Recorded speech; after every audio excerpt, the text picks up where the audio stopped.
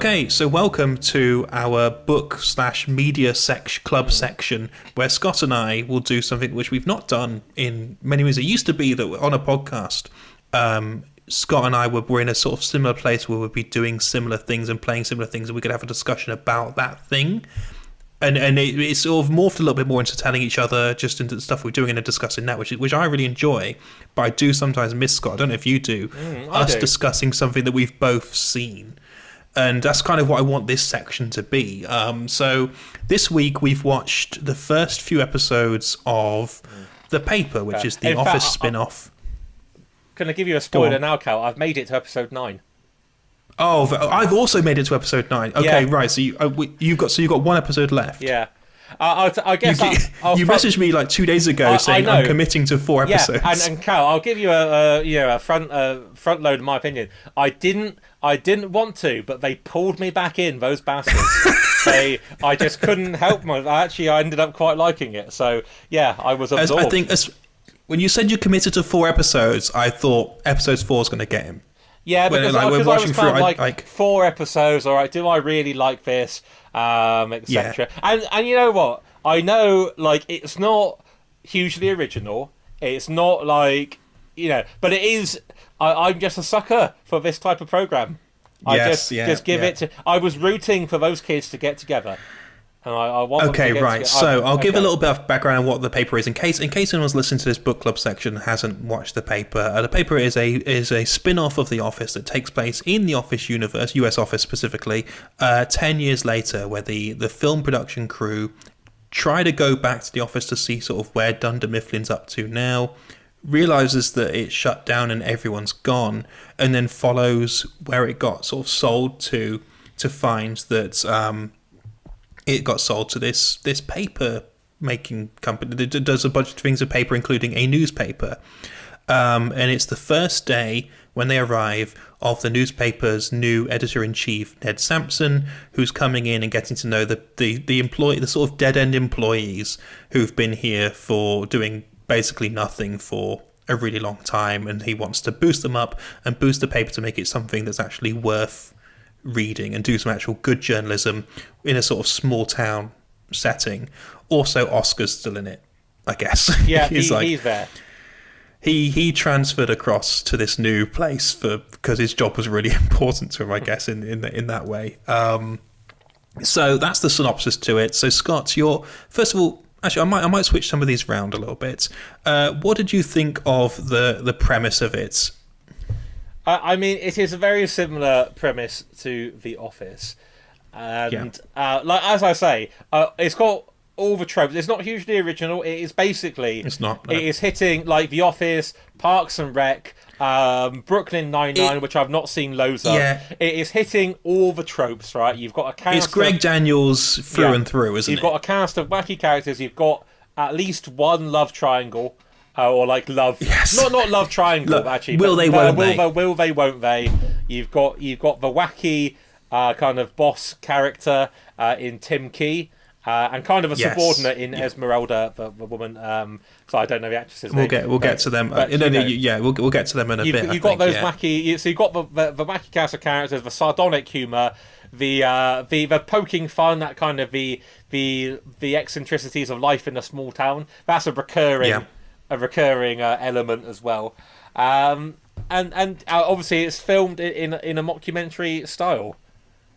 Yes, I think it's a premise that I think mostly works. Although I will say, in terms of like wacky characters, I do find a lot of these characters to be a bit less wacky than some of the other shows. Like they definitely get into wacky-ish situations, but you've not got a You've not really got a Michael Scott, like in terms of that. Mayhem. You've not got you've not got a Dwight Schrute. So you don't. It's sort of like you've got one or two quite wacky characters, and then everyone else of the main cast are fairly normal. Actually, like to the point where the humor. We'll get to this in terms of like the overall view, but I think sometimes some of that wackier humor doesn't land as well because the characters are meant to be more normal. There's more of a through line. So in the early season of the American Office, the plot the through line for the episodes is layoffs and like downsizing and so on. And at this one, it is: will they keep doing the original journalism? Will they keep the funding for the kind of original stories, or are they going to go back to being a kind of clickbait kind of website sort of thing?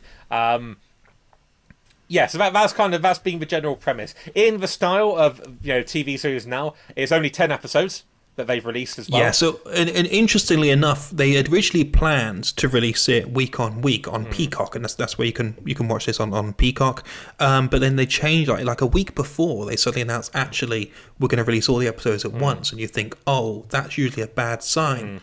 But then a day before it came out, they announced they'd renewed it for season 2, which is obviously a good sign. Yeah. And so going into this, there's a constant whiplash of, one, it's a spin-off of the US Office, and that obviously sounds like a terrible idea. But then I found out, it's partly written by Tim Key, and he's also starring in it. So you go, okay, that's a point in his favour. Tim Key's my favourite comedian of all time. And then you've got, releasing all the episodes at once. Okay, that's against it. Renewed for a season 2. That's I was in a constant whiplash of, is this going to be any good? And on paper, you think this probably shouldn't work, and it mostly does. I've really enjoyed watching it actually for the past. It hits me in those same areas. Like, again, it's kind of, I wouldn't call it junk food. Like, I don't think it's actively bad for me, but it's like a comfort food show. Like, yes, I would say it's not wowing me. It's not doing anything like original, but it hits all those tropes, and I guess I like those tropes. Because I do find it enjoyable and fairly compelling to watch. You and I used to watch The Office as it released on on a weekly basis when it was coming out. And even when that show got to its worst point, it was still at least watchable to the point that we kept on watching it for the. I mean, we're teenagers, so it's a bit different. But were we teenagers? No, it finished 10 years ago. Well, it finished more than 2013. 2020. Oh, really? Right. So we were from teenagers to early 20s. We sort of so it's I think it's probably better than some of the later season stuff that happens in The Office. Fair, for a show, obviously the first season, actors are still kind of finding their chemistry, finding its feet a little. To be hitting of like, it's fairly, it's a pretty decent watch. Okay, that's not bad for a first season. It is weird that like. From the first season, it feels like a comfort show. Like, it doesn't feel fresh. Yes. I would say it's not. No, I kind of. It feels like there should be like 4 seasons of this that I could just watch all the time. Yes, I feel like I'm rewatching a show I already enjoyed, which is an odd feeling. Which is in some way a compliment, and in other ways, I guess it could be damning with faint praise. Because the format has kind of been done to death. And this is made by the same people who pioneered, well, obviously Gervais and Merchant first, but these are people who kind of solidified the that American format, version of this format. In the US market, and really have had, maybe, we can talk about the relative influence of the UK and US Office, but undeniably a really big influence. So for that matter, they're not doing anything new. That's okay, it's not a fresh... like new comedy, but it is like another old reliable, old faithful. And these things live and die, I suppose, by their characters, though. So, like, it's easy enough doing something that's relatively been done before, but if you're doing it with a new cast of characters, that can bring some new life to it. What do you think about the characters that are here in general? What's your vibe with them? I find the will they won't they of like Ned the editor and Mare the one person with journalism experience, and I don't want to call her the woman, but she is like the woman. Does she have can I just say, because we're going to get into some general spoilers in this because it's a book club and that's how you do these sort of things, but I know they say that she has journalism experience, but they also say she used to be in the army, and she's not that old. She says she worked for the military newspaper.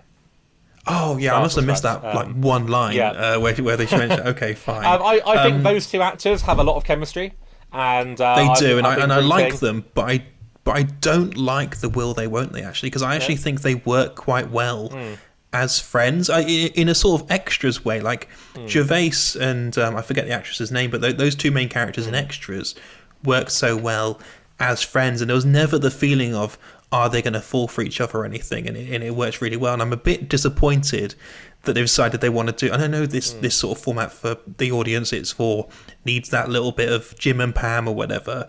But I don't find it as engaging for these two as I would do if they were just two friends. I would say as well, like, the thing is, so there's no obstacle currently. The only obstacle is that Ned is just not asking her out. Like, I guess he's her boss. Yes. Like, that's the obstacle is like their workplace relationship.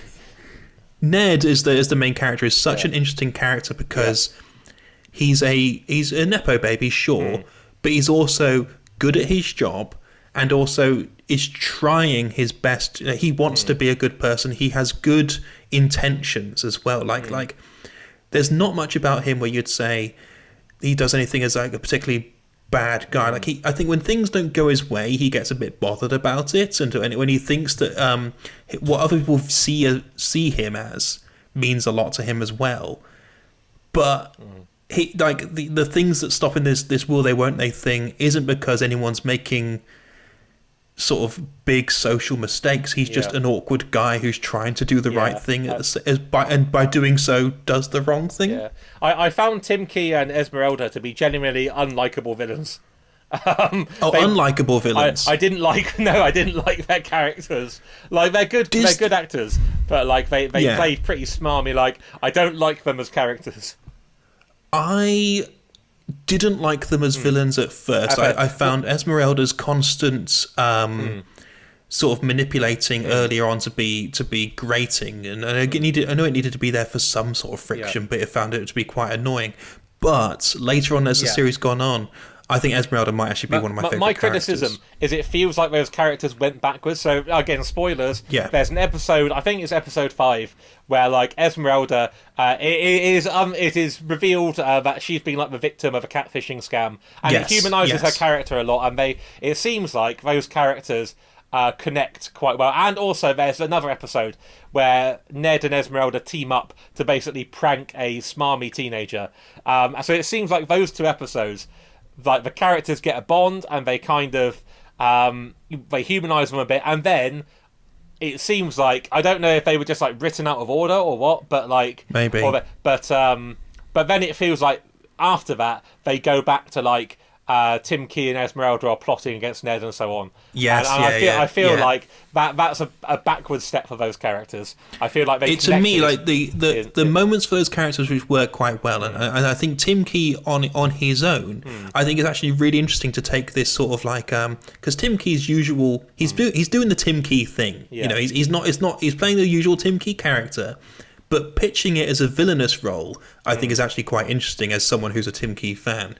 But I think he works better when he's being a villain on his own, like as a suck up to Marv in some of those moments. I think that works quite well when he's created this mistake and he's trying to fix it while also pushing other people down. He's sort of like he's on a Titanic and he's trying to push his way to the lifeboat. Is the feeling I get from him, and it doesn't work as well when he's sort of doing this. Plotting with Esmeralda, and I don't like the whole he fancies Esmeralda or whatever. I think those jokes fall a bit flat. Well, I don't know many of the other characters' names, to be honest, but so I'm not necessarily going to go into them. But do you buy? I'm interested in your response here. Do you buy that all of these characters, other than Ned, knew each other before the show? Yeah, I can buy because that they I don't get. And like at one point, Mare describes Nicole, which I think is Ramona Young, the shy lady who hooks up with Dextron, whatever his name is. She describes her as her best friend, and if you had told me that on the first episode of this show it was everyone's first day, I would believe you. Okay, I think in that context, like a best work friend or something. Again, sure. I could buy that they were co-workers. I couldn't, not necessarily that they were good friends. I interpreted that line as like best work friend kind of thing. Okay, right. Because she's like, oh, she's my best friend. And I thought, I don't buy that any of these people were actually friends before this show. By the way, Ramona Young was in Netflix's Never Have I Ever. Good show. Oh, really? Okay, interesting. That's where I know her from. Very good. Not that you need my opinion, Ramona, but you're doing good. You're doing good. I think what but with all these characters, most of these characters are actually fairly put together. Like they're at least competent people at the things that they're doing, which then makes some of the humor require them to be the dumbest people who've ever lived. Oh, by the way, I land. don't know what these writers have against like older black men, but they keep portraying them as like lazy do nothing. Yeah, that's not great. At least Stanley gets a shout out in one episode. It does here. feel like they were like, we need to have a Stanley character, and they chose another like older black guy, and they seem to be there's, I'm sure it's not intentional, but it's like you're just portraying these guys as like work shy freeloaders, basically. That would be better if they'd also given that character anything to do. Yeah. Even that character, like that character gets very few jokes. They've kind of hinted at like he used to be a very good journalist, and they're threatening to do something with that. Maybe he'll rediscover his roots later. Maybe. But so far he's not had much to do. No, not at all. But yeah, sometimes when they do these jokes, there's a joke in episode 2, I think it is, where characters are told by some teenagers that the new hip teenager thing is called dogging. Yeah, and I you have don't to know pretend if to be a dog. knew what that meant in British slang. No, I think that's the joke, isn't it? The joke is that dogging isn't just. I don't think it's just a British thing. I think the joke was that it was just an absurd thing to tell them. I don't know if the joke was meant to be. For our international listeners, dogging is British slang for people meeting strangers for like sex outdoors, usually in a car park. So it wouldn't necessarily be an actual, because I found that thing to be baffling, because I was like, well, there's no way these people wouldn't know what dogging is. Yeah, but no, I think it was just meant to be, this is an absurd thing, because I don't know if the writers knew what that meant in like British terms. Okay, it's weird to have a teenager that's quite say funny. it. Yeah, it's weird to have a teenager to say it. Okay, that's my main only real dislike, is that sometimes I think these characters are having to be dumber than they are for the sake of the joke, and that's not limited to this show, but it works better when it's clear that the characters aren't that bright anyway, like it did in The Office. It doesn't really work here when you're also meant to believe that all of these people are quite competent when given the right tools. Is there anything you disliked? Anything I dislike? I do think the villains can be a bit too unlikable at times. Like it does. I do quite root for Ned. So kind of some of the more pointless plotting. I suppose some of the. I don't want to say anytime Oscar's on screen, but. I don't know why they felt the need to bring Oscar He doesn't back. massively work as a character. They needed something to connect to the original Office, and he's kind of just there, I guess. He was available to do the role. There is no development for that character. He's just doing the exact same things he was before. And I do feel that like Oscar, like he's the exasperated like straight man, but like not that much is happening to exasperate him in this. No. And he played well off of like Kevin. I think it'd be funny if Kevin was back in if Ohio. Kevin was like, I think because everyone else is quite competent, it means that straight man of Oscar doesn't actually work so well, whereas you sort of needed the flip situation, like didn't accounting in The Office was like a character, that trio. Does it work as a mockumentary for you? So the idea, like the original Office is a mockumentary, I in that find it feels this really real. Interesting now. Sorry, you go ahead. You keep talking. No, I was just saying that the original Office, the UK Office, feels like a real documentary, but it's obviously also a comedy.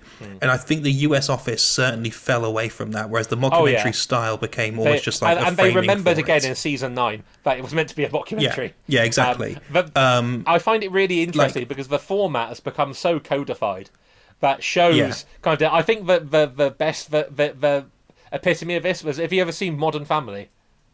Yes. That was a show that was in a mockumentary format but completely forgot like the practical implications, and so it in parts became a weirdly surreal thing where like it was just a sitcom but occasionally the characters would talk directly to the audience.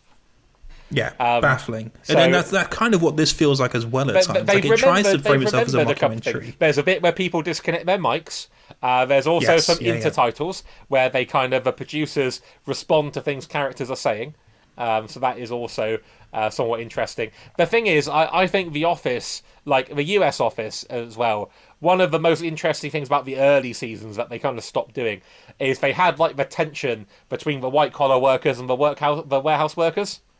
And I think some of the more interesting things of the early season of The Office is when the warehouse workers and the office workers interact, and you kind of see the differences between their worlds. And that is interesting. Yeah, and also like the whole idea of like the workplace, like the early season of The Office are quite negative in a way. Like the characters clearly don't enjoy working there, and I think it's interesting. And then by the end of it, like that workplace becomes like Disneyland. Like it's the best place that's ever existed. And Jim gives a big speech about how he owes all his happiness to his job.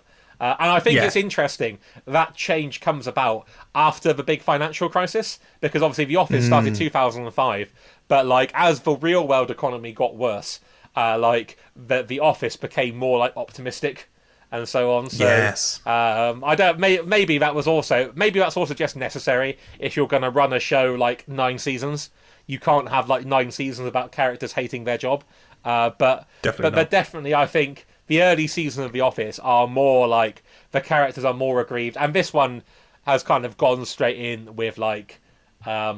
It feels a lot more positive. It definitely feels like a positive show. None of the characters are like visibly dislike being there. No. They all seem to be doing okay. So I kind of don't know. They don't have quite that friction, which is sort of more interesting. And they've not tried to go down that route yet. Maybe they will. But by the way, the guy who plays Marv, who's the owner of the business, played Lou Avery on Mad Men. There's a lot of actors, interesting. There's a lot of actors who were like in other shows who I was noticing. So yeah.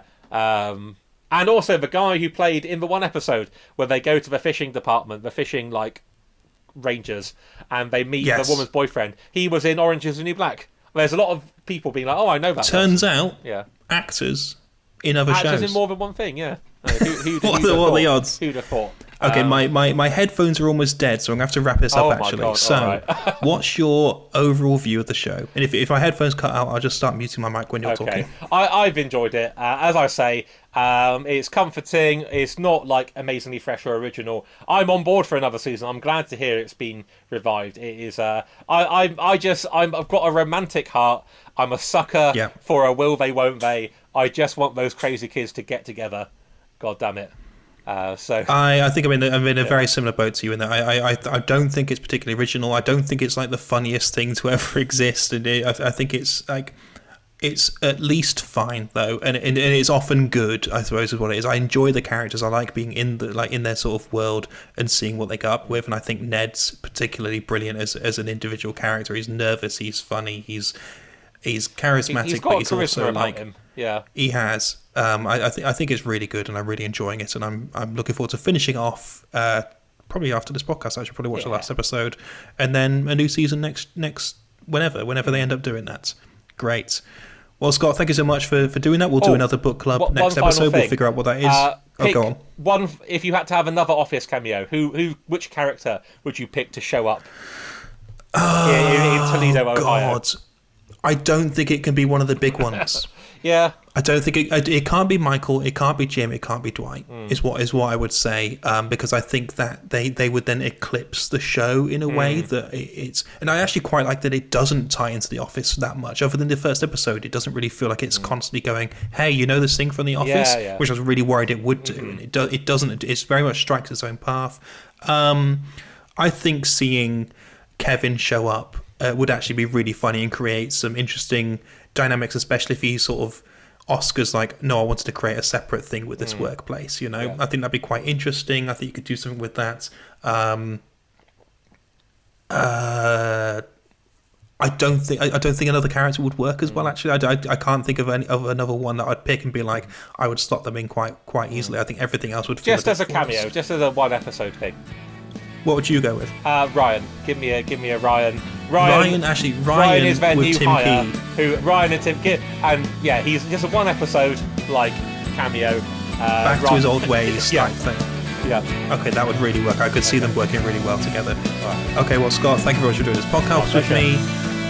We'll be back again in a few weeks' time. Thank you very much for listening. Goodbye. Love you. Bye.